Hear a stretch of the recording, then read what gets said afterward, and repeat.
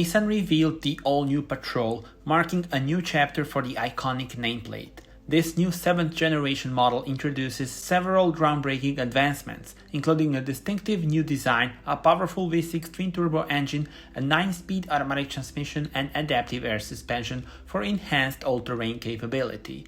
A new 3.5-liter V6 twin-turbo engine has been introduced, delivering an impressive 425 horsepower and 700 Nm of torque.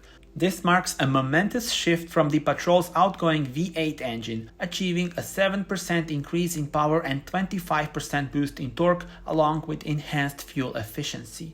Available also is a 3.8-liter naturally aspirated V6 engine option, producing 316 horsepower and 386 Nm of torque.